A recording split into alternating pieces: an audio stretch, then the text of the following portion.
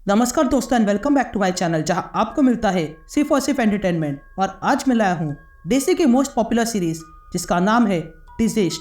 मैं जानता हूं कि आप में से बहुत लोग डीसी कॉमिक्स पसंद नहीं करते हैं, लेकिन भरोसा रखो ये कॉमिक्स बहुत अच्छी है।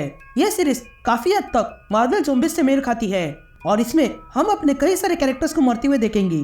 तो गाइस, ऐसे ही ऑसम कंटेंट मैं लाते रहता हूँ। तो अगर आप मेरे चैनल पर नए हो तो वीडियो को लाइक कर देना और चैनल को सब्सक्राइब कर देना।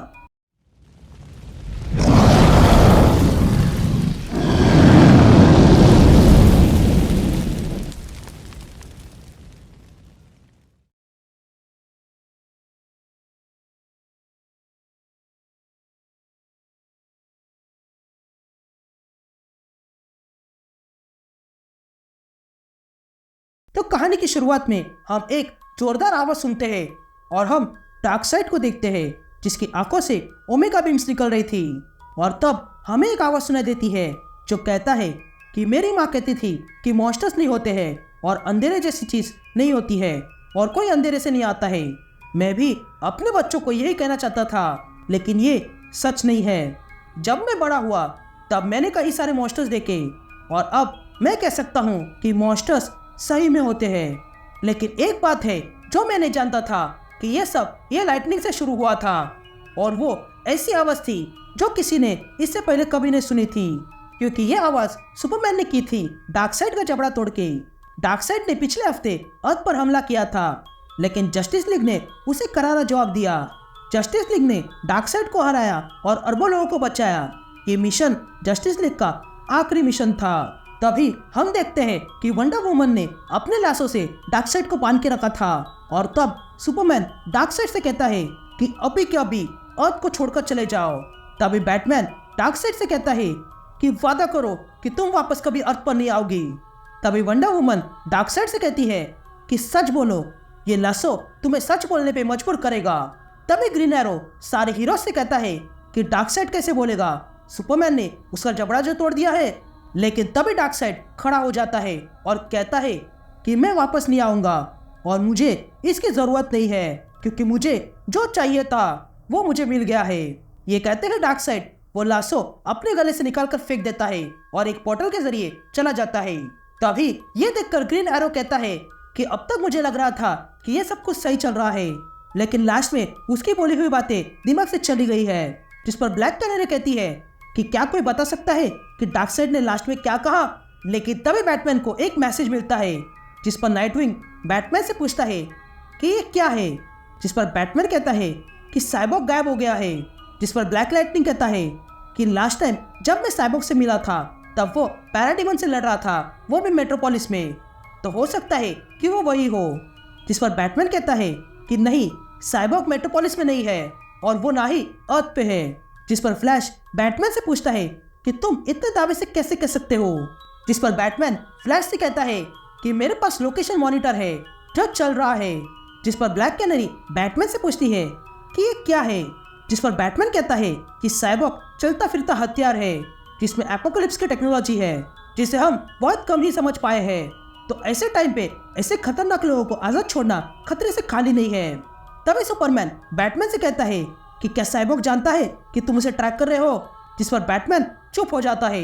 तभी फ्लैश बैटमैन से पूछता है कि तुमने चुपके से हमारे दोस्त को ट्रैक किया, क्या तुम हमें भी ट्रैक कर रहे हो। जिस पर बैटमैन कहता है नहीं। तभी ग्रीन एरो बैटमैन से पूछता है कि क्या किसी ने महसूस किया कि एक पल के लिए सब कुछ शांत हो गया था। लेकिन तभी वंडर वुमन बैटमैन से पूछती है कि तुम्हें कैसे पता चला कि साइबॉर्ग अर्थ पे नहीं है। जिस पर बैटमैन वंडर वुमन से कहता है कि मेरी एक सैटेलाइट अर्थ से 2 लाइट ईयर दूर है, जिसकी मदद से ही मैं जान पाया। तभी फ्लैश बैटमैन से पूछता है कि अब साइबॉर्ग कहाँ पर है। और तभी हम प्लेनेट एपोक्लिप्स देखते हैं जहाँ पर हम डेसर्ट को देखते हैं जिसने साइबॉर्ग को बांध के रखा था।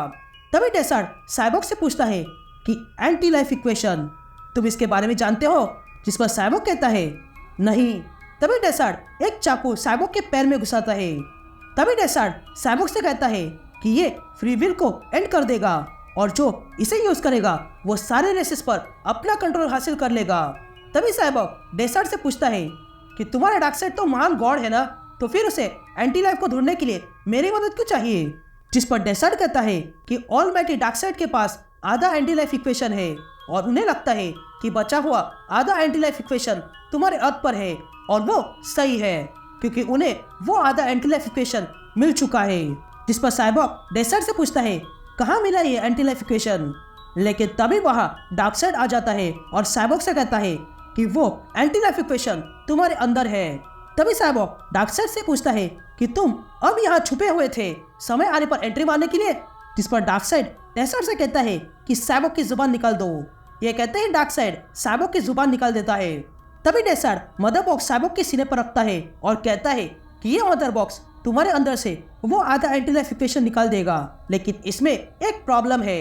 ये आधा एंटी लाइफ इक्वेशन निकालते समय अगर साइबॉर्ग की मौत हुई तो ये आधा एंटी लाइफ इक्वेशन हमेशा के लिए खत्म हो जाएगा। जिस पर डार्कसाइड डेसर्ट से कहता है कि तुम्हें जो कुछ भी करना है वो करो, ये मरेगा नहीं और मौत यहाँ आई तो मैं उसे साइबॉर्ग को ले जाने नहीं दूंगा। ये कहते ही डार्कसाइड मदर बॉक्स को साइबॉर्ग के सीने में घुसाता है, जिसके कारण साइबॉर्ग चिल्लाने लगता है। तभी डेसर्ट उस मदर बॉक्स को एक्टिवेट करता है और तब वहां पर ब्लैक रेसर आ जाता है और वो डार्कसाइड पे अटैक करता है, लेकिन डार्कसाइड ब्लैक रेसर को एक झटके में पकड़ लेता है और कहता है कि मुझे तुम्हारी जरूरत थी।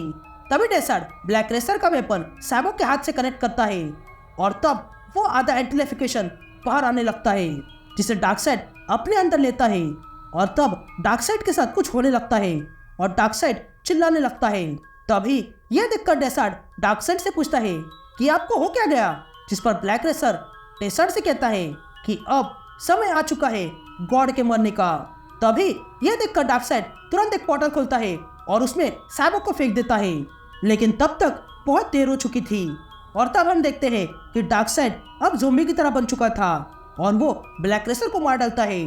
तभी डार्कसाइड वहां से बड़ी छलांग लगाकर बाहर आता है और उसके अंदर से एनर्जीज बाहर निकलने लगती है और वो अगले ही पल सब कुछ तबाह करने लगता है और तब डार्कसाइड पूरे एपोकलिप्स प्लैनेट को अपने ही एनर्जी से मिटा के रख देता है। फिर हम अर्थ देखते हैं जहाँ पर मेट्रोपोलिस में साइबॉर्ग आ गिरता है। तभी हमें एक आवाज सुनाई देती है जो कहता है कि जैसे ही साइबॉर्ग अर्थ पे आ गया उसका सिस्टम फिर से शुरू हुआ और सिस्टम शुरू होते ही साइबॉर्ग खुद ही उस एंटी लाइफ इक्वेशन का शिकार बन गया और बन गया पेशेंट जीरो। लेकिन ये एंटी लाइफ इक्वेशन अब साइबॉर्ग के जरिए इंटरनेट में फैल चुका है। तभी साइबॉर्ग देखता है कि वो एंटी लाइफ इक्वेशन अब सारे इंटरनेट पर फैल चुका था और जो कोई भी इंटरनेट को एक्सेस कर रहा था वो उस एंटी लाइफ इक्वेशन का शिकार होते जा रहा था। तभी साइबॉर्ग देखता है कि वहां खड़े सारे लोग इंटरनेट को एक्सेस करते ही ज़ोंबी बन चुके थे और सब पर अटैक करने लगते हैं और उन्हें मारने लगते हैं। ये देखकर साइबॉर्ग वही अपने घुटनों पर बैठ जाता है। यहाँ सुपरमैन स्कॉट फ्री और बिग ब्रैडा के पास आता है। तभी स्कॉट फ्री सुपरमैन से कहता है कि अगर साइबॉर्ग एपोकलिप्स पे है तो मैं उसे बाहर निकाल सकता हूँ, लेकिन तभी सुपरमैन को कुछ सुनाई देता है और तब सुपरमैन बिना कुछ बोले वहां से चला जाता है। तभी सुपरमैन देखता है कि सारे लोग ज़ोंबी बनकर एक दूसरे को मार रहे थे। ये देखकर सुपरमैन को अपने बेटे जॉन और लोइस की याद आती है।